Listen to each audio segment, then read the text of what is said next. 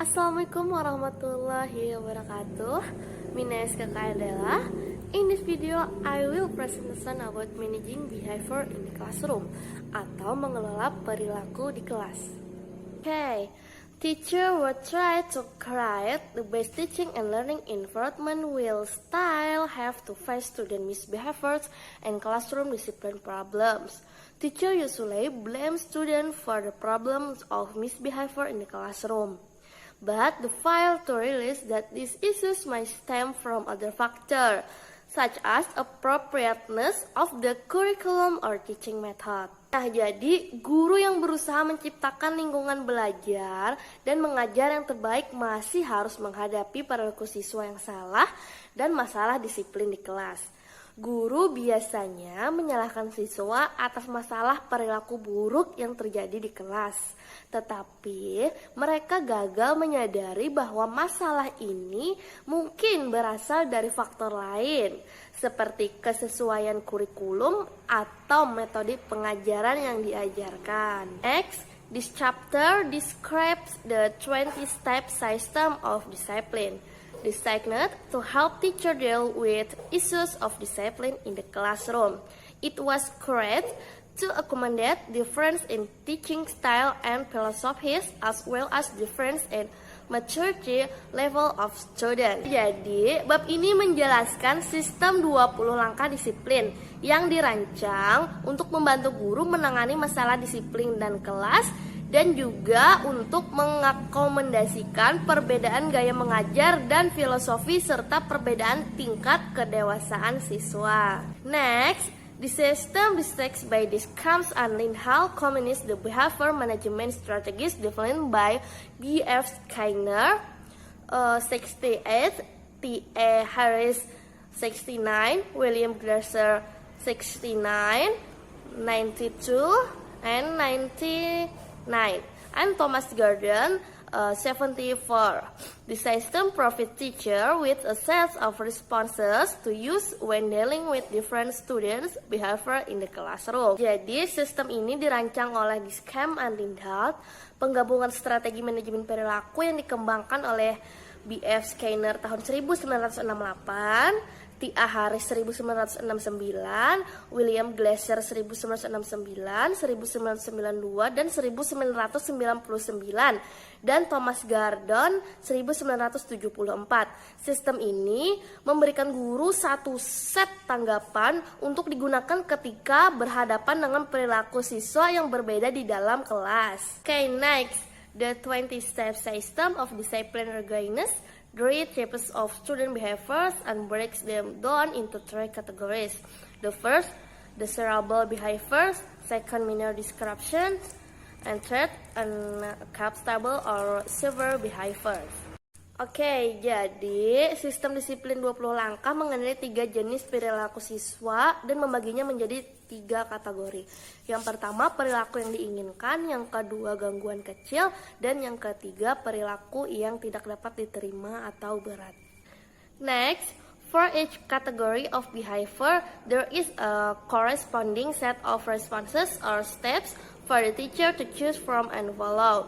If students display desirable behavior, the teacher should focus on maintaining this positive atmosphere, use it to maximize learning and prevent the situation from changing.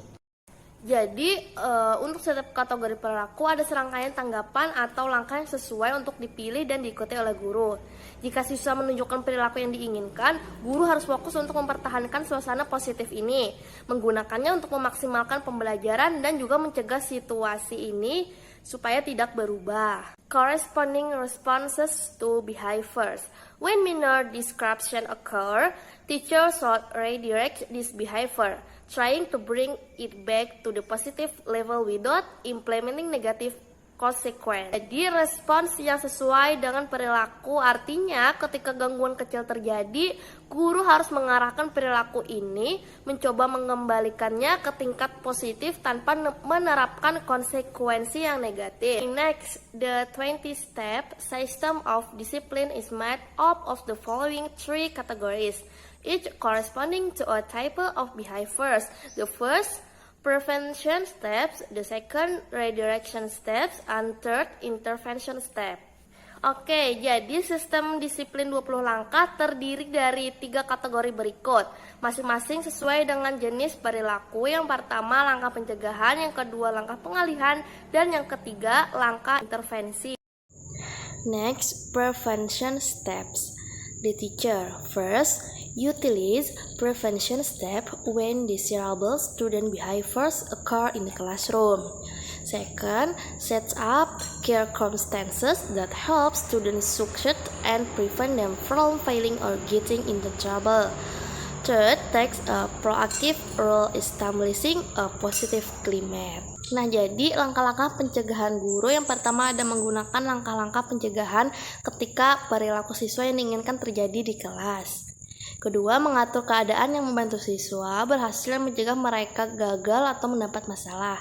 Ketiga, mengambil peran proaktif membangun iklim yang positif. Okay, next about prevention steps. Fourth, these are the most important steps in classroom management. Next, an environment of quality teaching and positive interaction is created. And last, students experience success. They find learning and relating to the teacher and to other students rewarding event.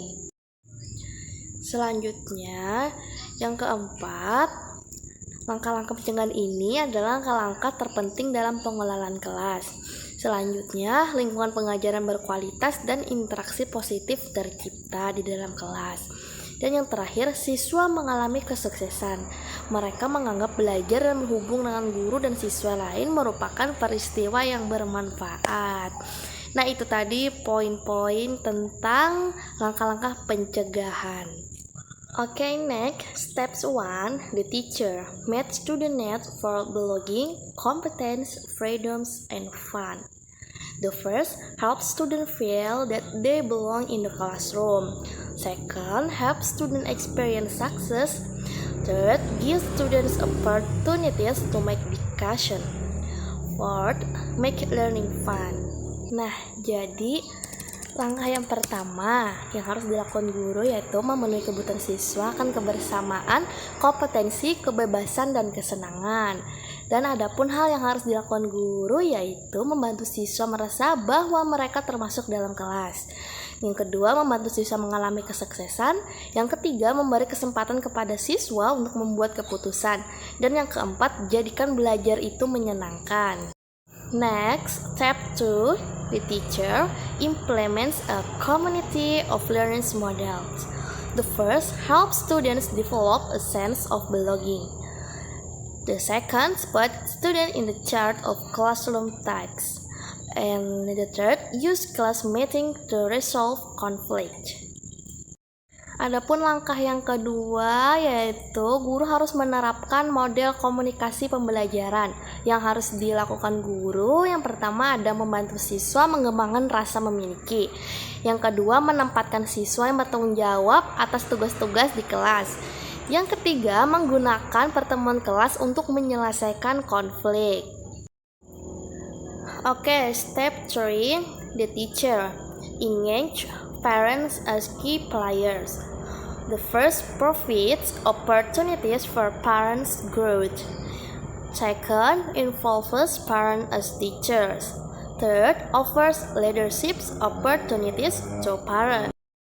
Oke, jadi langkah ketiga ini guru melibatkan orang tua sebagai pemain kunci. Artinya guru harus melakukan yang pertama, memberikan kesempatan untuk pertumbuhan orang tua. Yang kedua, melibatkan orang tua sebagai guru. Dan yang ketiga, menawarkan kesempatan kepemimpinan kepada orang tua. Next, step 4, the teachers help students experience success. The first, establishes a comparative learning environment. Second, provides opportunities for practice and restyling. The third, adjusts difficulty of learning tasks to students' level.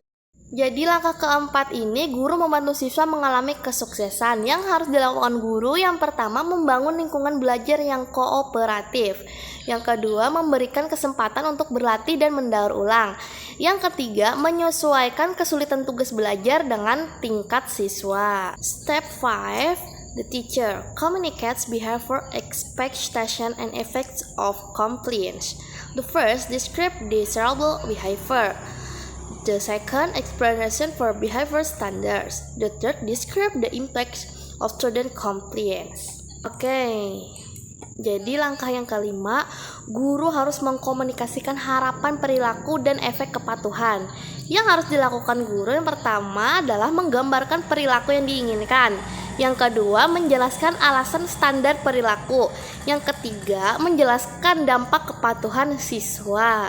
Oke, next, step 6, the teacher recognize positive behaviors. The first is quick to identify student strengths.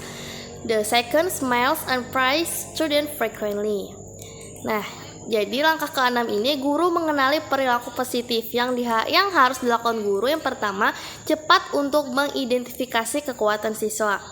Yang kedua, sering tersenyum dan memuji siswa. Oke, next, step 7, the teacher change circumstances that may produce misbehavior. The first, stands by students who are likely to misbehave. Second, makes change in the classroom environment. The third, change the order or nature of instructional events. Nah, jadi langkah yang ketujuh, guru mengubah keadaan yang dapat menghasilkan perilaku buruk. Yang pertama, guru harus mendampingi siswa yang cenderung berperilaku tidak baik. Yang kedua, membuat perubahan di lingkungan kelas. Dan yang ketiga, mengubah urutan atau sifat peristiwa instruksional. Next, redirection steps. The first, these steps are used in response to minor disruptions. The second, the interaction at this stage is between the individual student and the teacher. The third, the teacher responses at an adult-to-adult level and hopes the student will make responsibility for their own action and perform in a more desirable manner. And the last, the steps are decided to redirect student to desirable behavior without using any consequence. Langkah pengalihan yang pertama, langkah-langkah ini digunakan sebagai respon terhadap gangguan kecil. Yang kedua, interaksi pada tahap ini adalah antara individu, siswa dengan guru.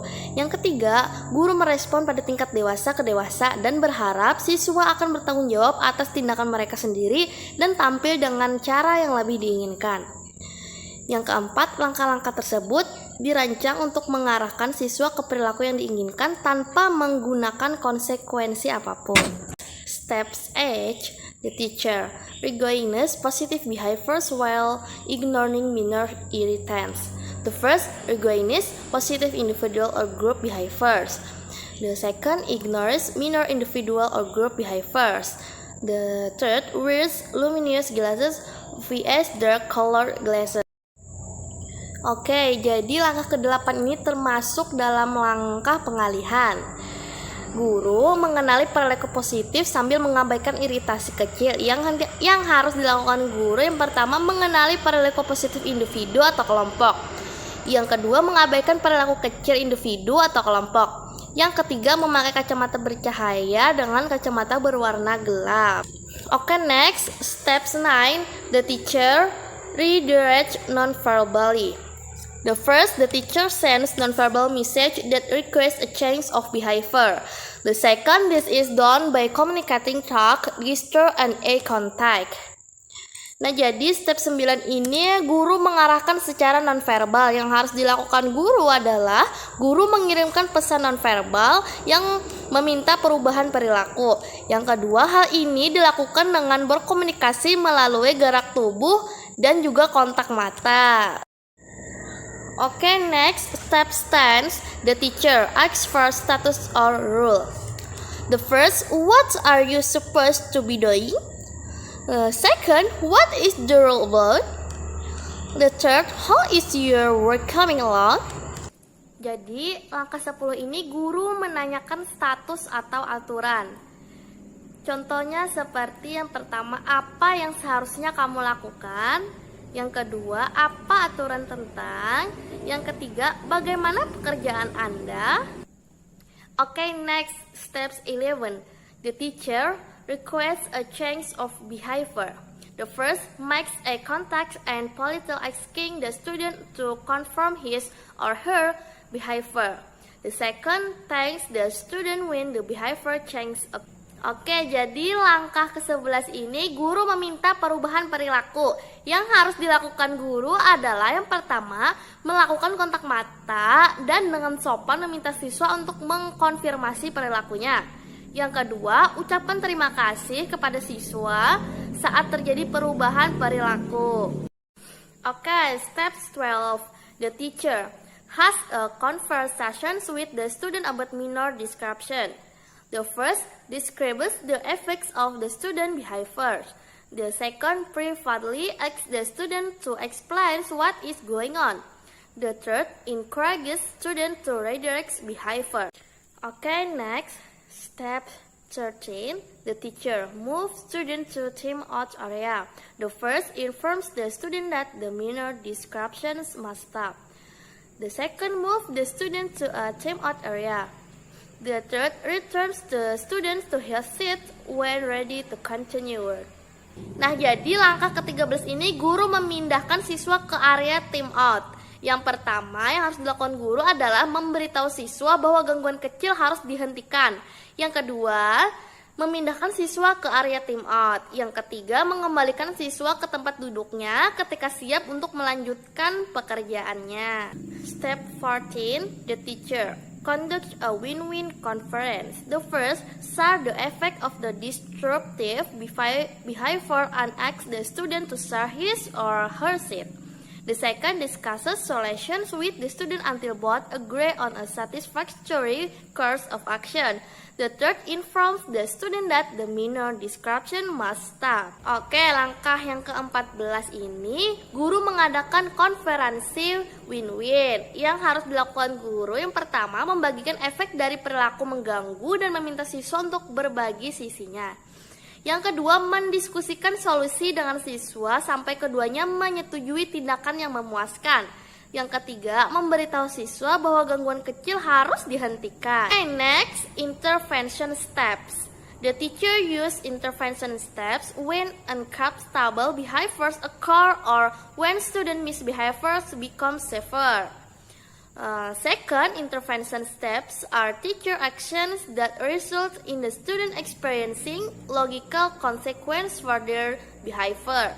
The third, intervention step assumes that the less mature student will resist changing their behavior unless consequences are applied. Step 15, the teacher applies rules and consequences. The first, seeks student help to develop rules and consequences. The second, use logical consequence when rule is broken.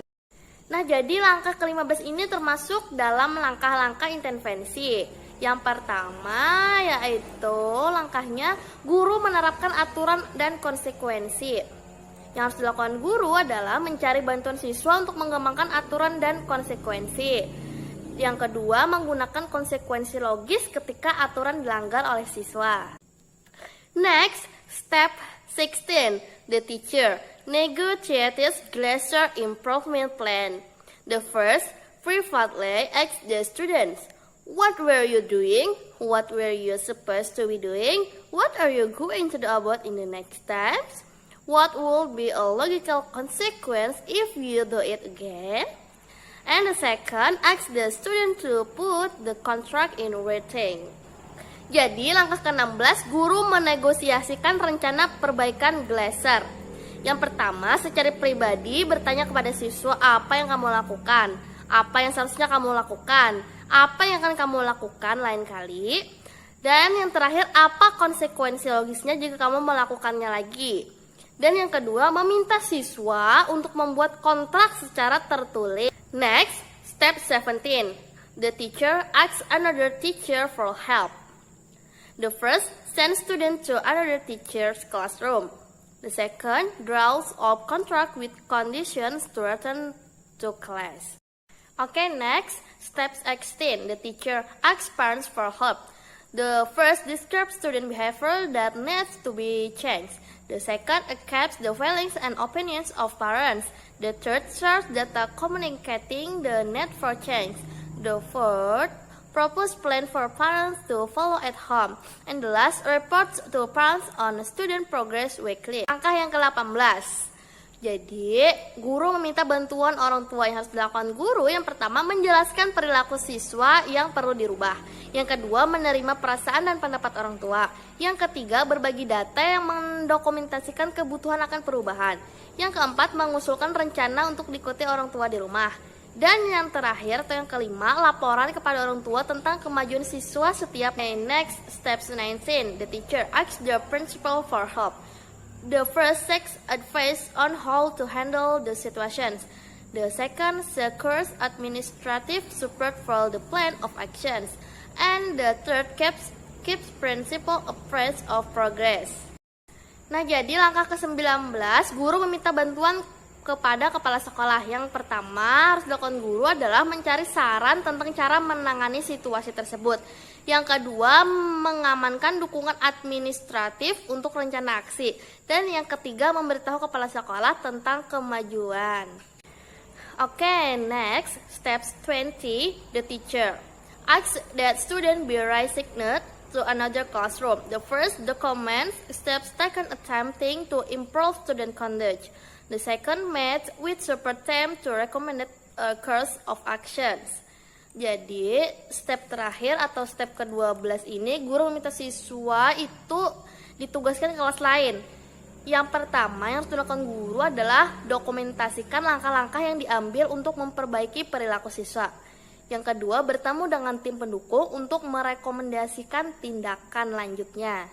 Okay, next. Conditions necessary for the 20-step system to work. The first, the school program must maintain democratic goals and values that should also be reflected in the classroom. The second, the role of the teacher as a professional must be established. And the third, the student must be an active participant in the classroom. And the fourth, the school program must maintain democratic goals and values that should also be reflected in the classroom. And the last, students should be treated as responsible adults who must face consequences for their action. Jadi, kondisi-kondisi yang diperlukan agar sistem 20 langkah bekerja. Yang pertama ada program sekolah harus mempertahankan tujuan dan nilai demokrasi yang juga harus tercermin di dalam kelas. Yang kedua, peran guru sebagai seorang profesional harus ditekankan. Yang ketiga, siswa harus menjadi peserta aktif di dalam kelas. Yang keempat, program sekolah harus menjaga tujuan dan nilai-nilai demokrasi yang juga harus tercermin di dalam kelas.